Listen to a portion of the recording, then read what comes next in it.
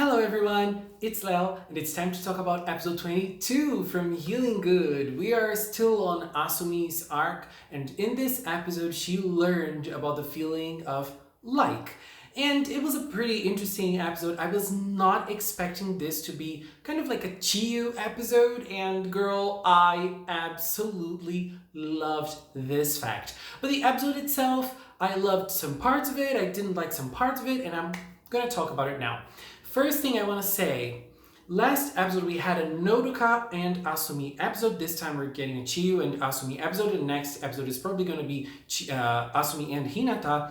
And last episode I criticized the fact that Chiyu and Hinata were both forgotten in the barbecue, as we say here in Brazil. And this episode was a good example of focusing on two characters but having all of the characters participate in the narrative.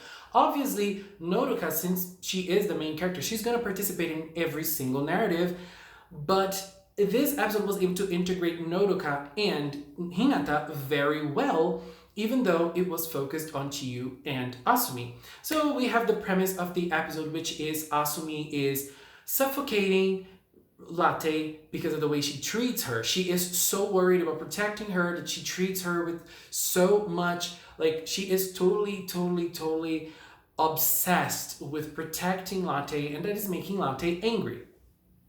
That created a little problem for me because for the first time we see that Latte likes to be free. And that bothered me a little bit because I'm having a little trouble connecting with Latte as a character. Different than the other mascots. I don't know if it's because she doesn't speak, but I can understand the other mascots way better than I understand Latte. There was one episode, I don't remember which episode it was, that Latte was missing Nodoka's mom because she was missing the motherly figure in her life, and she went after her to her job. It was one of the first episodes. That was a nice episode. Like, that was a nice way of handling Latte. But now I feel like the series isn't really caring about her. And if you're developing Asumi, which is Latte's partner, I feel like the development should go to both of them. And I felt a little strange that moment, but I must say I laughed really hard with Asumi pouring a lot of food on Latte's plate, giving her lots of blankets and not wanting her to go outside, things like that. They were very funny. I really liked it. And, the fact that Asumi started disappearing because she was feeling sad, it was awesome. And then, Chiyu being the one to get her at that moment in the episode was very nice. It was a very clever choice of the writing team. But before that, we had another very nice moment with Chiyu and the other two girls at school that Nodoka was saying, Asumi is at home by herself, and Hinata said, oh, that's fine. And then she was like, aren't you worried that she's at home by herself? She is like a spirit. She knows nothing about the human world. She is totally clueless. Like, that would be the first thing that would come to my mind. And I like the way Chiyu thinks. And I like how they always highlight that part of her personality in a very nice way. The writing on Chiyu's character is very good. And so we had a very funny moment with Hinata trying to maneuver the attention of those guys so that Chiyu could get Asumi and go to her house, and that's what she did. And I really like that moment that they connected with each other, and Chiyu started, trying to explain to her what liking is. And Asumi, I like the way they're going with her in this sense of her knowing nothing, and the girls, showing a little bit of emotion towards her and explaining what that emotion is. Not only explaining, but also showing that emotion to her in a way. So Chiyu decided to take her to her jump training. And it was interesting when they were in her room, when Asumi was going to eat the manju. Oh God, that was awesome. And discovering that she likes sweet things. Asumi girl, I'm just like you. Give me something sweet, I'll eat everything just like you did. We're soulmates, we're soul buddies. Girl, I love that already. And Chiyu plays Fall Guys. Have you seen that those Fall Guys in her room? She plays Fall Guys, and I'm pretty sure she's very, very competitive in Fall Guys. She got the most crowns ever in Japan. I'm pretty sure that she is a professional. And then they took her to the Chiyu's training. Chiyu kept on failing, she kept doing it, and so Asumi got to know, that feeling of not being able to do it and, keep trying. She didn't understand that, but that's a human thing, and so she learned that at this moment, and I found it very, very nice. That moment I found very nice. So, the whole episode concerning the interaction between Asumi and Chiyu, 100%. But concerning Asumi and Latte, and then, like, when Latte saw her, when they were there, Latte saw her and Latte ran away. I'm like, oh my god, poor Asumi. She must be feeling very horrible. And then she started disappearing again. And then Hinata asked for Nyataran to dance. Oh my god, that scene was golden. But the relationship between Asumi and Latte is so shallow. Like, I really wish they would flesh it out more. And now let's talk about the villains now.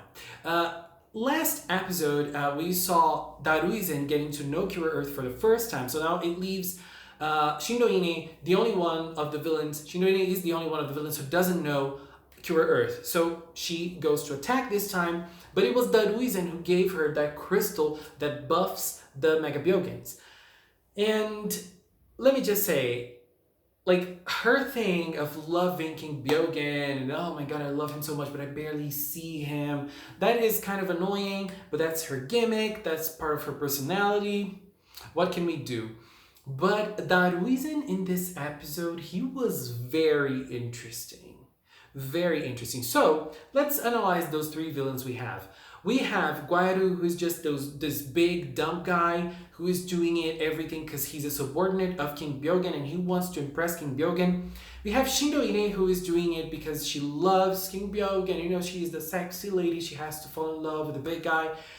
And we have Daruizen. So far, we have seen like very little of him, but in this episode, he said something that made me wonder about him, and I loved it, which was, he gave the crystal to Shindoine and he told Guairu, it doesn't matter who does it. What I want to see is to see the earth spoiled. He didn't say that in those lines, but he said something like that. That is very interesting. Based on the fact that we only see him on the opening with Nodoka, that is very interesting. Now, I believe that what he is doing, Shindoine and Guairu are doing it because they're subordinates of King Byogen, but not Daruizen. Daruizen has a motive of his own, and we don't know what it is, but he has. And I'm very curious to see what his motive is going to be. And I'm pretty curious about it. I'm pretty curious, and I cannot wait. I hope that it doesn't take too long for them to show it to us, because they are sleeping on Daruizen. He has so much potential, but so far, nothing. And so we get to the fight. Shindoine goes and she creates the Mega Byogen based on water this time. And one thing that really bothered me was the fact that Cure Earth didn't transform right away, and the girls didn't say anything. Like, the three of them transformed, and that was it. Like, they didn't even mention the fact Cure Earth haven't transformed. And I do understand she had that moment with Latte and she couldn't transform. And the girls were having a little hard time with the monster because the monster got buffed. And so we had like the moment between Asumi and Latte, not good at all. Not good at all. Like, so far, the interactions between Asumi and Latte are not working for me. They're definitely not working for me. And so we had like a very boring talk between Asumi and Latte. They resolved their problems in just 2 lines, and then they transformed. Cure Earth was back. Very nice moment with Earth there, and then like Shindoine was talking to her, and where is she? And she was jumping at the monster. One thing I really liked about this fight was the fact that the girls were able to participate in the fight even after the monster was buffed together with Earth. That was cool. One thing that bothered me, the thing that bothered me the most in Healing Good, and I will always say this, the thing that bothers me the most in Healing Good is something called Cure Scan. This is something that should not exist. I hate Curious Can so much. And like, the monster was spilling water since the start of the fight, but they had to use Curious Can first to see that the monster was a water monster, so that they would have the idea to use the ice bottle to freeze the water. No, please no. But the ice bottle was nice. The scene between that, like the scene of Fontaine using the ice bottle was cool. I liked it. And so at the end of the day, a nice fight. And at the end of the day, I feel like this quest of Asumi learning about emotions and learning about the things that she needs to know as a human being, it's being very, very interesting. I'm liking it. And this episode was very good because of her interaction with Fontaine, with Chiyu. As I said, Chiyu is a great character. I really like Chiyu. I'm loving Chiyu. I think she's gonna go down as one of my favorite blue cures, if not the fave. You know, I'm really liking her. And, you know, she's just a very interesting character. And Asumi, I feel like my problem is the relationship between Asumi and Latte. I'm not liking it at all so far, and I really hope that it's gonna get better. I don't know if it's because Latte doesn't speak.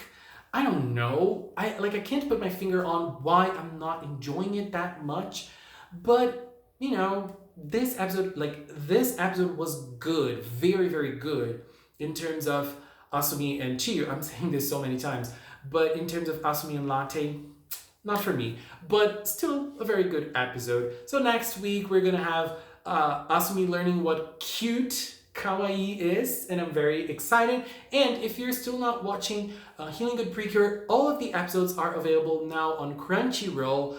If you haven't watched episodes from 1 to 12, which weren't available there, now they are, and you can watch it. Yes, finally. Anyways, that was my view on episode 22 from Healing Good PreCure. Please leave a comment with yours. Let's keep talking in the comment box below. Thank you so much for watching, and until next time, bye bye.